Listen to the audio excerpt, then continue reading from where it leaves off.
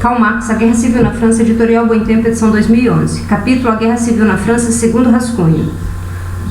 Item 4, páginas 161 a 168.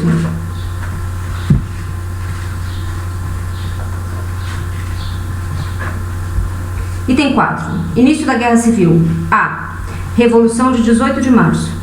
Clement Thomas, Leconte e o caso Vendôme.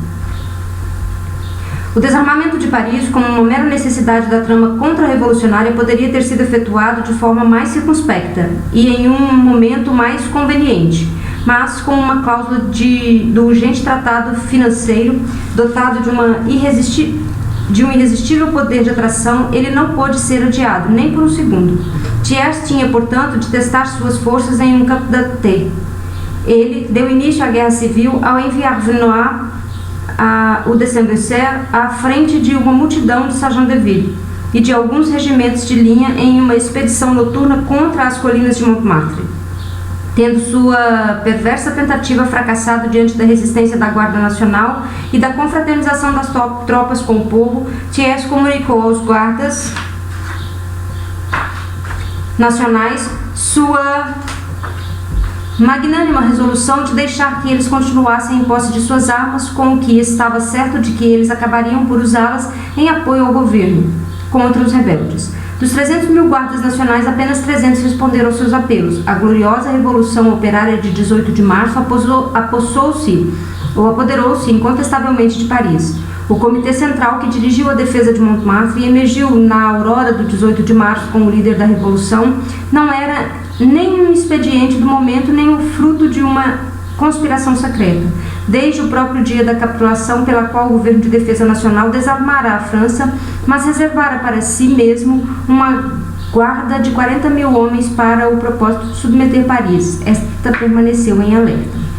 A Guarda Nacional reformou sua organização e confiou seu controle supremo ao Comitê Central, consistindo dos delegados das companhias singulares, a maioria deles trabalhadores com sua principal força nos subúrbios operários, mas logo aceitos pela corporação inteira, exceto suas velhas formações bonapartistas.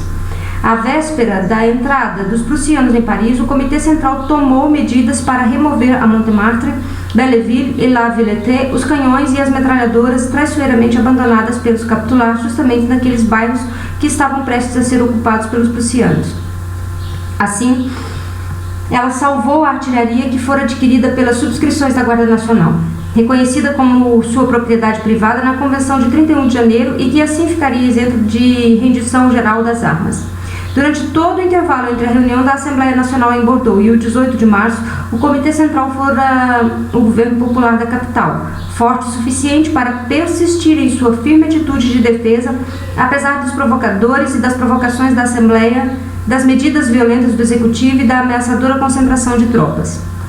A Revolução de 4 de setembro restaurara a República após o desaparecimento do usurpador, ela se tornara. Ausência de texto. Resistência tenaz de Paris durante o cerco, servindo de base para a guerra de defesa nas províncias, arrancara do invasor estrangeiro o reconhecimento da República, mas seu verdadeiro significado e propósito só foram revelados pela Revolução de 18 de março, e esta revelação foi uma revolução. Esta devia eliminar as condições sociais e políticas do domínio de classe que havia engendrado o Segundo Império e que, sob sua tutela, haviam, por sua vez, amadurecido até o apodrecimento. A Europa estremeceu como sob um choque elétrico. Ela pareceu, por um momento, duvidar se, em suas sensacionais performances na França e em seus aparecimentos na Alemanha, ou reaparecimentos na Alemanha, havia alguma realidade e se elas não haviam sido meras alucinações sanguinárias de um passado remoto sobre o qual descansa o velho mundo. A derrota de Vinoy pela Guarda Nacional foi apenas um obstáculo à contra-revolução tomada pelas classes dominantes, mas o povo de Paris converteu imediatamente o que fora um incidente de sua autodefesa no primeiro momento, ou no primeiro ato de uma revolução social. A Revolução de 4 de setembro restaurara a República depois que o trono do usurpador havia vagado. A tenaz resistência de Paris durante o cerco, servindo como a base para a guerra defensiva nas províncias, arrancara do invasor estrangeiro o reconhecimento dessa república, mas seu verdadeiro significado e propósito só foram revelados em 18 de março. Esta devia eliminar as condições sociais e políticas do domínio de classe que havia engendrado o Segundo Império e que sob sua tutela haviam amadurecido até o apodrecimento. A Europa estremeceu como sob um choque elétrico. Ela pareceu por um momento duvidar se suas sensacionais performances recentes de Estado e de guerra tinham alguma realidade em si ou se eram meros sonhos sanguinários de um passado remoto. Com os traços do longo período de fome ainda em suas faces e sob a mira das baionetas prussianas, a classe trabalhadora de Paris conquistou com um só golpe o primeiro lugar na luta pelo progresso, etc. No sublime entusiasmo de sua iniciativa histórica, a Revolução dos Trabalhadores de Paris teve como ponto de honra manter o proletário limpo dos crimes que abundam na Revolução, e ainda mais na contra-revolução de seus naturais superiores, ou dos melhores, como Thomas Lecomte, etc. Mas as horrendas atrocidades cometidas por essa Revolução, quando essas atrocidades a eles imputadas por seus inimigos não são a calúnia deliberada de Versailles ou uma aberração do cérebro de um escritor a soldo, eles referem-se apenas a dois fatos, a execução dos generais Lecomte e Clermont-Thomas e o caso Vendôme, aos quais devemos explicar ou dedicar algumas palavras. Um dos reguladores profissionais escolhidos para a perversa execução do Cap de Mão noturno a Montmartre, o general Lecomte ordenara por 4 vezes na Praça Pigalle que suas tropas do 81º Regimento de Linha abrissem fogo contra um ajuntamento desarmado, e tendo as tropas se recusado a fazê-lo, ele as insultou furiosamente. Em vez de disparar sobre os homens e crianças, alguns de seus homens, ou próprios homens, dispararam contra ele, quando de sua prisão na tarde de 18 de março nos jardins de Chateau Rouge. Os hábitos inveterados adquiridos pela saudetesca francesa sob o treinamento dos inimigos da classe operária não mudam, é claro, no momento em que eles mudam de lado. Esses mesmos homens executaram Clermont-Thomas. O general Clermont-Thomas, um descontente ex-sargento quartel-mestre, fora instalado no apagar das luzes no reino de Luís Felipe, no escritório do jornal republicano, Le National, a fim de atuar no duplo papel de testa de ferro, ou gerant responsável, e de valentão, Bull, instalados no poder por meio de abuso da Revolução de Fevereiro. Os homens da National metamorfosearam o seu velho sargento quartel-mestre em general às vésperas da carnificina de junho,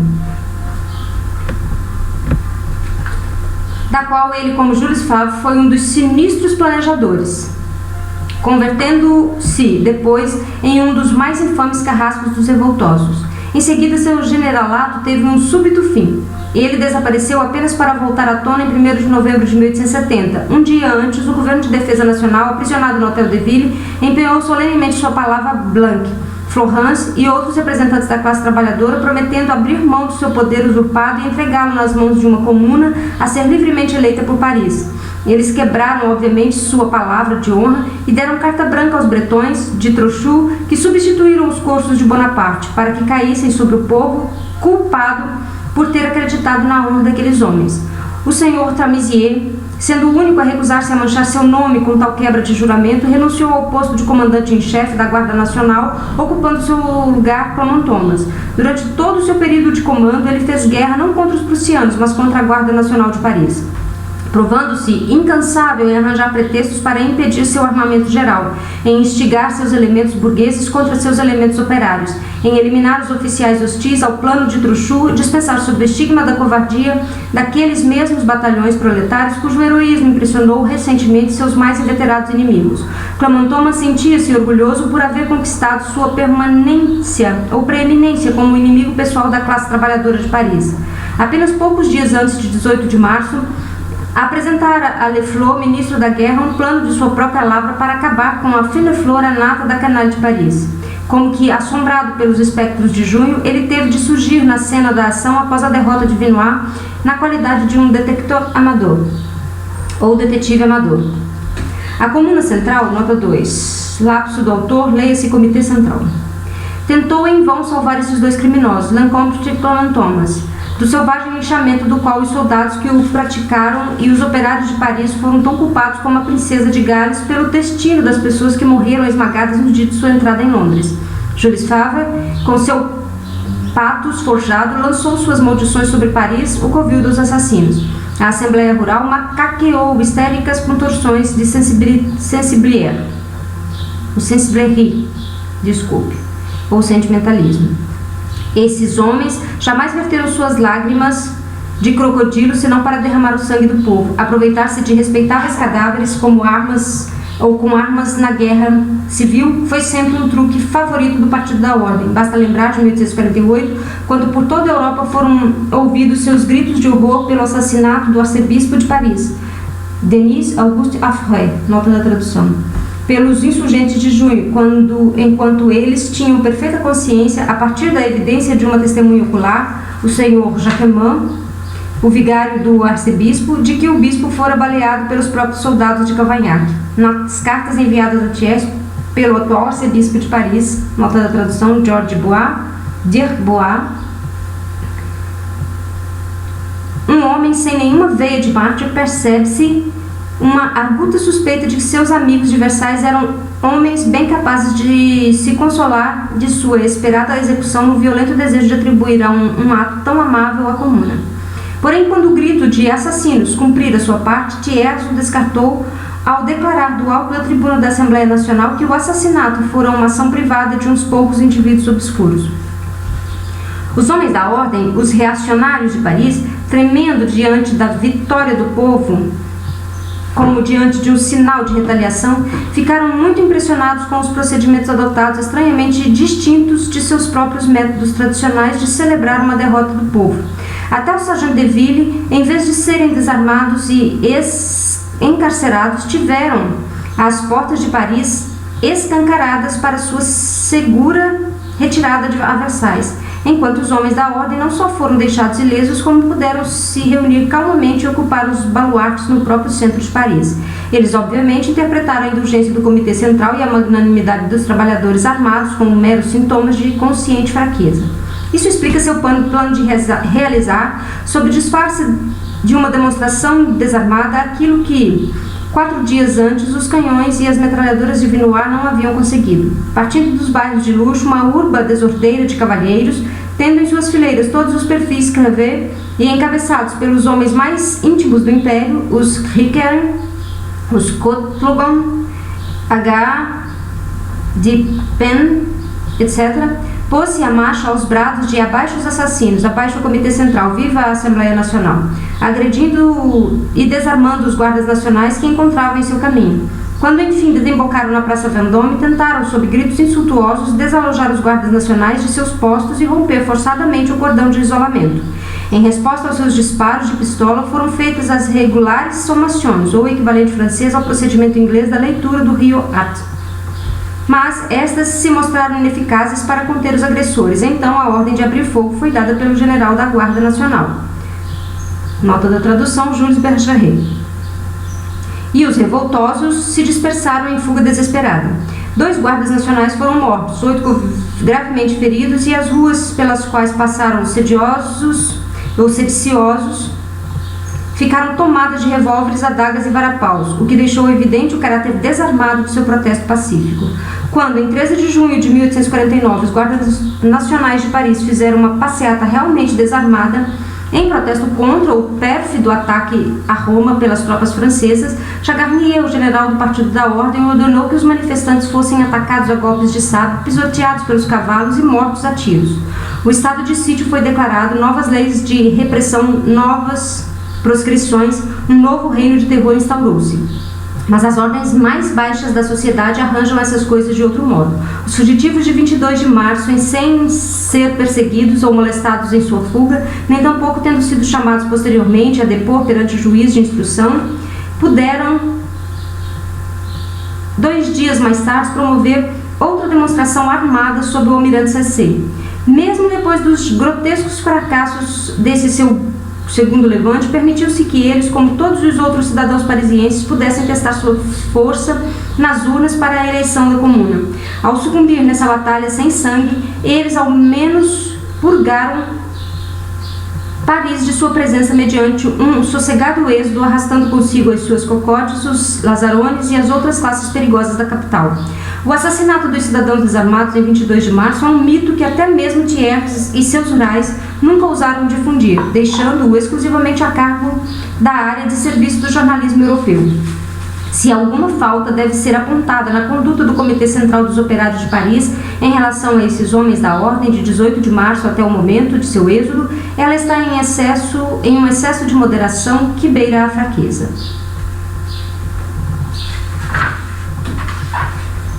Agora vejamos o reverso da medalha. Depois do fracasso de seu ataque noturno a Montmartre, o Partido da Ordem deu início à sua campanha regular contra Paris no começo de abril, por ter inaugurado a guerra civil com os métodos de dezembro, o massacre a sangue frio dos soldados de linha capturados e o infame assassinato do nosso bravo amigo Duval, Vinoy. O fugitivo foi agraciado por Thiers com a Gran Cruz da Legião de Honra. Gallifet, o extravagante marido daquela mulher tão notória por seus bailes de máscaras nas orgias do Segundo Império, jacta-se em um manifesto oficial do covarde assassinato de guardas nacionais de Paris, incluindo seus tenentes e capitão, por meio de emboscada e traição. Desmarais, o gendarme, é condecorado pelo esquartejamento à maneira de um açougueiro do altaneiro e cavalheiresco Florence, tendo os encorajadores detalhes de sua morte sido triunfantemente comunicados à Assembleia de Thiers. Com o júbilo horrivelmente grotesco de um pequeno polegar desempenhando o papel de Tamerlão, Thiers nega aos rebelados, contra sua pequeneza, todos os direitos e costumes de guerra civilizada, até mesmo os direitos das ambulâncias. Quando a Comuna publicou em 7 de abril o decreto sobre as represálias declarando seu dever de proteger-se contra as ações canibalescas dos bandidos de Versailles e exigindo, olho por olho, dente por dente, o tratamento atroz dispensado aos prisioneiros de Versalhes, de quem Thiers disse em um de seus boletins que nunca os olhares aflitos dos homens honestos fixaram semblantes tão degradados de uma degradada democracia, não cessou, mas os fuzilamentos dos detentores foi interrompido. Porém, assim que ele e seu general dezembrista perceberam que o decreto da Comuna não passava de uma ameaça vazia, que até mesmo seus gendarmes, espiões detidos em Paris sob o disfarce de guardas nacionais e seus sargentos de ville capturados portando explosivos haviam sido poupados, o antigo regime voltou a ser aplicado e continua a valer até hoje. Os guardas nacionais rendidos em Belle-Épine por uma avassaladora tropa de caçadores foram fuzilados um após o outro pelo capitão do pelotão. Nota da tradução: pelotão. Montado. As casas nas quais as tropas parisienses e os guardas nacionais haviam se refugiado foram cercadas pelos gendarmes, inundadas com petróleo e incendiadas, sendo que os corpos carbonizados, posteriormente transportados pelas ambulâncias de Paris, à morte a baionetas dos guardas nacionais surpreendidos mediante traição em suas camas no reduto de Moulins-Saquet, os federais foram surpreendidos quando dormiam em suas camas. O massacre, fuzilamento de Clamart, prisioneiro vestindo o uniforme de linha, dispararam a queima-roupa. Todos esses elevados feitos relatados de forma insolente no boletim de Thiers são apenas uns poucos incidentes dessa rebelião dos escravocratas. Mas não seria ridículo citar fatos singulares de perversidade quando estamos diante de uma guerra civil fermentada entre a ruína da França pelos conspiradores de Versalhes e provocada pelos mais sórdidos motivos do interesse de classe? Diante do bombardeio de Paris sob o patrocínio de Bismarck e sob os olhos de seus soldados? A forma insolente pela qual Thiers relata esses fatos em seu boletim chocou até mesmo os nervos nada supersensíveis do Times. Tudo isso, no entanto, normal, como dizem os espanhóis. As lutas das classes dominantes contra as massas produtoras que ameaçam seus privilégios estão completas ou repletas dos mesmos tipos de horrores, embora nenhuma delas exiba tal excesso de tenacidade da parte dos oprimidos e suporte tal humilhação. Nota da tradução, na tradução alemã, segundo Mill, todas as lutas das classes dominantes contra as massas produtoras que ameaçam seus privilégios estão repletas dos mesmos tipos de horrores, embora nenhuma delas exiba um tal excesso de humanidade da parte dos oprimidos e apenas umas poucas mostrem tal perfídia da parte de seus adversários. Thiers sempre se prendeu ao velho axioma da cavalaria errante, de que toda arma é justa quando usada contra o plebeu. A Assembleia reúne tranquilamente, texto em francês, nota da tradução, escreve Thiers aos seus prefeitos.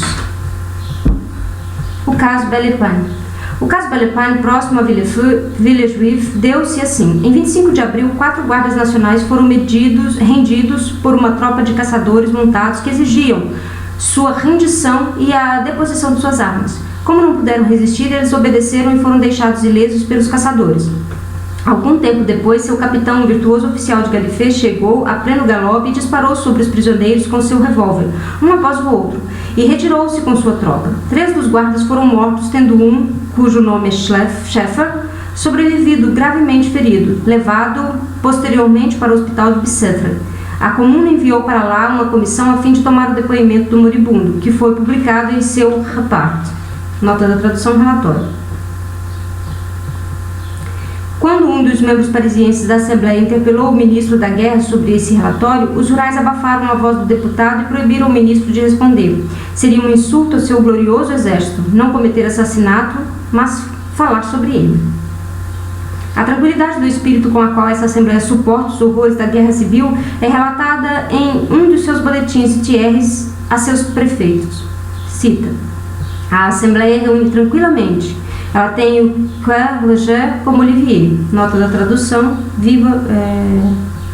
em 15 de julho de 1870, Émile Olivier, chefe do gabinete de Louis Bonaparte, anunciou ao Corpo Legislativo, a declaração de guerra à Prússia, dizendo aceitar a guerra d'un corps léger, com o coração leve. Nota da tradução.